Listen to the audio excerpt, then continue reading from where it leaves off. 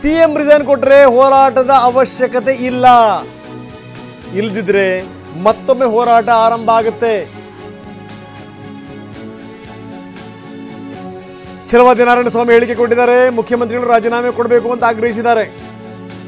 CM ಮಾಡಿರುವಂತ ಕ್ರಮ ಸರಿ ಇಲ್ಲ ಅಂತ ಹೇಳ್ತಿದ್ದೀವಿ. ಆಪಾದನೆ ಬಂದಿರೋದ್ರಿಂದ ಈಗ ಎದುರಿಸಲೇಬೇಕು. ಬನ್ನಿ, ನಮ್ಮ ಪ್ರತಿನಿಧಿ ದಿಲೀಪ್ ಜೊತೆ ಮಾತಾಡಿದ್ದಾರೆ. ಏನ್ ಹೇಳಿದ್ರು ನೋಡೋಣ. ವಿಧಾನ ಪರಿಷತ್ ವಿರೋಧ ಪಕ್ಷದ ನಾಯಕರಾದಂಥ ಛಲವಾದಿ ನಾರಾಯಣಸ್ವಾಮಿ ಅವರಿದ್ದಾರೆ, ಅವ್ರನ್ನೇ ಮಾತಾಡಿಸ್ತಾ ಹೋಗ್ತೇನೆ. ಸರ್, ಇವತ್ತು ಸಿಎಂ ವಿರುದ್ಧವಾಗಿ ತೀರ್ಪು ಬಂದಿರುವಂಥದ್ದು, ನಿಮ್ಮ ರಿಯಾಕ್ಷನ್? ಇಲ್ಲ, ನಾವು ಮೊದಲಿಂದಲೇ ಹೇಳ್ತಿದ್ವಿ. ಸೊ ಅವರು ಮಾಡಿರ್ತಕ್ಕಂಥದ್ದು ಕ್ರಮಗಳು ಸರಿಯಾಗಿಲ್ಲ. ಅವರ ಕುಟುಂಬದ ಮೇಲೆ ಈ ರೀತಿ ಆಪಾದನೆಗಳೇ ಬಂದಿರತಕ್ಕಂಥದ್ದು, ಅದನ್ನು ಅವರು ಎದುರಿಸಲೇಬೇಕಾಗತ್ತೆ. ಕಾನೂನು ಯಾರನ್ನೂ ಬಿಡಲ್ಲ.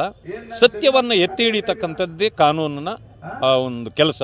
ಇವತ್ತು ಕೋರ್ಟು ಏನು ಗವರ್ನರ್ ಅವರು ಆದೇಶ ಮಾಡಿದ್ರು ಅದನ್ನು ಎತ್ತಿ ಹಿಡಿದಿದೆ. ಅದರಿಂದ ಅವರು ತಕ್ಷಣ ರಾಜೀನಾಮೆ ಕೊಡಬೇಕು, ಪ್ರಾಸಿಕ್ಯೂಷನ್ನ ಎದುರಿಸಬೇಕು. ಅಲ್ಲ, ರಾಜೀನಾಮೆ ಕೊಡ್ತಾರೆ ಅಂತ ಅನ್ಸುತ್ತಾ ನಿಮಗೆ ಅಂತ? ಅಲ್ಲ, ನಾನು ಅವ್ರ ಬಗ್ಗೆ ಅದೊಂದು ವಿಶ್ವಾಸ ಇಟ್ಕೊಂಡಿದ್ದೇನೆ.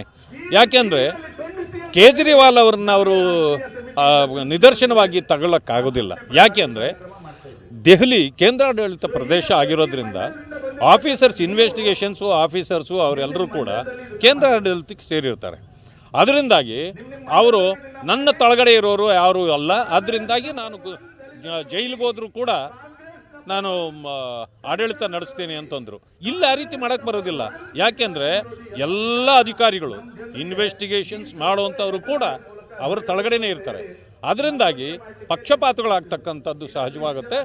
ಒಬ್ಬ ಮುಖ್ಯಮಂತ್ರಿಯನ್ನು ತಳಗಡೆ ಕೆಲಸ ಮಾಡೋರು ಆ ರೀತಿ ಅವರ ವಿರುದ್ಧವಾಗಿ ಹೋಗೋಕ್ಕಾಗೋದಿಲ್ಲ. ಆ ಕಾರಣದಿಂದಲೇ ಅವರು ಮಾಡಲೇಬೇಕಾಗತ್ತೆ. ಸರ್, ಮೊದಲಿನಿಂದನೂ ಸಿ ಎಂ ಅವರಾಗಿರ್ಬೋದು, ಕಾಂಗ್ರೆಸ್ ನಾಯಕರುಗಳಾಗಿ ಎಲ್ಲರೂ ಹೇಳ್ತಾ ಇರುವಂಥದ್ದು ರಾಜಭವನವನ್ನು BJP ಕಚೇರಿ ಮಾಡ್ಕೊಂಡಿದ್ದಾರೆ, ರಾಜ್ಯಪಾಲರನ್ನ ಮಿಸ್ಯೂಸ್ ಮಾಡ್ಕೊಳ್ತಾ ಇದ್ದಾರೆ ಅಂತ. ನೋಡಿ, ರಾಜ್ಯಪಾಲರನ್ನು ಅಷ್ಟು ಲಘುವಾಗಿ ಹಗುರವಾಗಿ ಮಾತಾಡಬಾರ್ದು. ಅವರು is the head of the constitution. Baba Saheb Ambedkar ಅವರ ಬರೆದಿರ್ತಕ್ಕಂಥ ಆ ಕಾನ್ಸ್ಟಿಟ್ಯೂಷನ್ ಎಷ್ಟು ಗಟ್ಟಿ ಇದೆ, ಎಷ್ಟು ನ್ಯಾಯಬದ್ಧವಾಗಿದೆ ಈಗ ಪ್ರದರ್ಶನ ಆಗ್ತಾ ಇದೆ. ಅವರು ಪ್ರೆಸಿಡೆಂಟ್ ಆಫ್ ಇಂಡಿಯಾ ಅವರ ಏನೋ ಅವರ ಇದು ಅವರು ಕಳಿಸಿರ್ತಕ್ಕಂಥದ್ದು, ಅದರ ತಳಗಡೆ ಅವರು ಕೆಲಸ ಮಾಡಬೇಕಾಗತ್ತೆ. ಇಂಥ ಸಂದರ್ಭದಲ್ಲಿ ಅವರನ್ನು ಇಷ್ಟೊಂದು ಕೇವಲವಾಗಿ ಹಗುರವಾಗಿ ಮಾತಾಡ್ತಕ್ಕಂಥದ್ದು ಯಾರಿಗೇ ಆದರೂ ಸರಿಯಿಲ್ಲ. ಹೀಗಿದ್ದರೆ ಪ್ರಶ್ನೆ ಬರ್ತದೆ, ಎಷ್ಟು ಸರ್ಕಾರಗಳನ್ನು ನೀವು ಬೀಳಿಸಿದ್ದೀರಿ, ಎಷ್ಟು ಸರ್ಕಾರಗಳನ್ನು ನೀವು ಪಡೆದಿದ್ದೀರಿ, ಎಷ್ಟು ಜನರನ್ನು ನೀವು ಅನ್ಯಾಯ ಮಾಡಿದ್ದೀರಿ. ಆವಾಗ ಗವರ್ನರ್ಗಳಿದ್ದರಲ್ಲ, ಕಾಂಗ್ರೆಸ್ನ ಅವ್ರ ಬಗ್ಗೆನೂ ನೀವು ಇದೇ ರೀತಿ ಮಾತಾಡ್ತೀರಾ? ನೀವು ಇದೇ ರೀತಿ ಅವ್ರನ್ನ ಮಿಸ್ಯೂಸ್ ಮಾಡಿದ್ರಾ? ಇವೆಲ್ಲ ಪ್ರಶ್ನೆಗಳು ಬರ್ತವೆ. ಅದನ್ನು ಮಾತಾಡಬಾರ್ದು. ಒಂದು ಸಮಯ ಅವ್ರನ್ನ ನಾವು ಮಿಸ್ಯೂಸ್ ಮಾಡಿದ್ದೀವಿ ಅನ್ನೋದು ಆದರೆ ಕೋರ್ಟ್ ಆದೇಶ ತಪ್ಪು ಅಂತನ್ನೋದನ್ನು ನಿಮ್ಮ ವಾದ ಆಗುತ್ತೆ. ಈಗ ಕೋರ್ಟ್ ಆದೇಶ ಬಂದಿದೆ, ಕೋರ್ಟ್ ಏನು ಕೊಟ್ಟಿದೆ? ಅದರಿಂದಾಗಿ ರಾಜೀನಾಮೆ ಕೊಡಲೇಬೇಕಾಗತ್ತೆ, ಪ್ರಾಸಿಕ್ಯೂಷನ್ ಎದುರಿಸಬೇಕಾಗತ್ತೆ. ನಿಮ್ಮ ಮುಂದಿನ ಹೋರಾಟಗಳು ಸರ್? ಎಲ್ಲ ಅವರು ರಾಜೀನಾಮೆ ಕೊಟ್ಟರೆ ನಮ್ಮ ಹೋರಾಟದ ಅವಶ್ಯಕತೆ ಮತ್ತೆ ಬರೋದಿಲ್ಲ. ನಾವು ಕಾನೂನು ಏನು ಅದನ್ನು ನಿಭಾಯಿಸ್ತದೆ ಅದನ್ನು ನಾವು ಒಪ್ತೇವೆ. ಜನರಿಗೆ ನ್ಯಾಯ ಸಿಗ್ತದೆ. ಅದರಿಂದ ಒಂದು ಸಮಯ ಅವರು ಕೊಡಲೇ ಇಲ್ಲ ಅಂದರೆ ಇನ್ನೊಂದು ಸಾರಿ ನಮ್ಮ ಹೋರಾಟವನ್ನು ನಾವು ಪ್ರಾರಂಭ ಮಾಡಬೇಕಾಗುತ್ತೆ. ಕ್ಯಾಮರಾ ಪರ್ಸನ್ ಪ್ರಮೋದ್ ಜೊತೆ ದಿಲೀಪ್ ಚೌಧರಿ, TV9 ಮೈಸೂರು. ತೀರ್ಪು ಬಂದಿದ್ದು ಈಗ ಪ್ರತಿವಾದಿಗಳು ಆಕ್ಟಿವ್ ಆಗಿದ್ದಾರೆ. ವಿಭಾಗೀಯ ಪೀಠದಲ್ಲಿ ಮೇಲ್ಮನವಿಗೆ ಸಿಎಂ ಸಿದ್ಧತೆ ಮಾಡಿಕೊಡ್ತಾ ಇದ್ದಾರೆ. ಖಾಸಗಿ ದೂರುದಾರರಿಂದ ಈಗ ಹೈಕೋರ್ಟ್ಗೆ ಕೆವಿಯಟ್ ಸಲ್ಲಿಸಿದ್ದಾರೆ ದೂರುದಾರ ಸ್ನೇಹಮಯಿ ಕೃಷ್ಣ. ತಮ್ಮ ವಾದ ಕೇಳದೆ ಮಧ್ಯಂತರ ಆದೇಶ ನೀಡದಂತೆ ಕೆವಿಯಟ್. ಹೈಕೋರ್ಟ್ ವಿಭಾಗೀಯ ಪೀಠಕ್ಕೆ ಸ್ನೇಹಮಯಿ ಕೃಷ್ಣ ಕೆವಿಯಟ್ ಹಾಕಿದ್ದಾರೆ. ಸೊ ಈಗ ಇದು ಬೇರೆ ತಿರುವನ್ನ ಪಡಿತಾ ಇದೆ.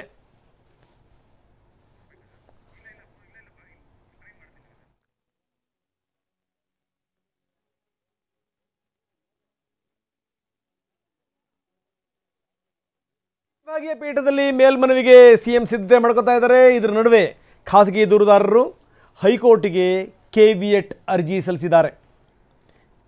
ದೂರುದಾರ ಸ್ನೇಹಮಯಿ ಕೃಷ್ಣ ಕೆವಿಯಟ್ ಸಲ್ಲಿಸಿದ್ದಾರೆ. ನಮ್ಮ ವಾದವನ್ನು ಕೇಳದೆ ಮಧ್ಯಂತರ ಆದೇಶ ಕೊಡಬೇಡಿ ಅಂತ ಕೆವಿಯಟ್ ಹಾಕಿದ್ದಾರೆ. ನೋಡಿ, ಇದು ಹೈಕೋರ್ಟ್ ವಿಭಾಗೀಯ ಪೀಠಕ್ಕೆ ಇವರು ಅರ್ಜಿ ಹಾಕೊಂಡಿರೋದು. ನಮ್ಮ ವಾದ ಕೇಳದೆ ನೀವು ಪರ್ಮಿಷನ್ ಕೊಡಬೇಡಿ ಅಂತ. ಸೊ ಕೇವಿಯೇಟ್ ಅರ್ಜಿ ಸಲ್ಲಿಸಿದ್ದಾರೆ ದೂರುದಾರ ಸ್ನೇಹಮಯಿ ಕೃಷ್ಣ. ತಮ್ಮ ವಾದ ಕೇಳದೆ ಯಾವುದೇ ಕಾರಣಕ್ಕೂ ಮಧ್ಯಂತರ ಆದೇಶ ಕೊಡಬೇಡಿ ಅಂತ ಕೇವಿಯೇಟ್ ಹಾಕೊಂಡಿದ್ದಾರೆ. ಇದರ ಪರಿಣಾಮಗಳೇನು ನೋಡಬೇಕು.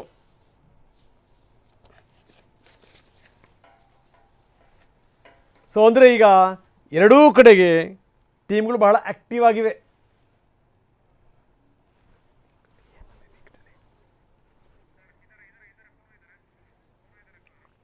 ಬರೀ ನಮ್ಮ ಕೋರ್ಟ್ ಪ್ರತಿನಿಧಿ ರಮೇಶ್ ಈಗ ನಮ್ಮೊಂದಿಗೆ ದೂರವಾಣಿ ಸಂಪರ್ಕದಲ್ಲಿದ್ದಾರೆ. ರಮೇಶ್, ಇದು ಒಂದು ಸಂಗತಿ ಏನು ಅಂದರೆ, ತಮ್ಮ ವಾದ ಕೇಳ್ದೇ ಯಾವುದೇ ಕಾರಣಕ್ಕೂ ಮಧ್ಯಂತರ ಆದೇಶವನ್ನು ಪ್ರಕಟಿಸಬೇಡಿ ಅಂತ ಈಗಾಗಲೇ ಕೇವಿಯೇಟ್ ಹಾಕ್ಕೊಂಡಿದ್ದಾರೆ ಸ್ನೇಹಮಯಿ ಕೃಷ್ಣ ಅನ್ನುವಂಥದ್ದು. ಏನಿದು, ಇದರ ಪರಿಣಾಮ ಏನಾಗ್ಬೋದು ರಮೇಶ್?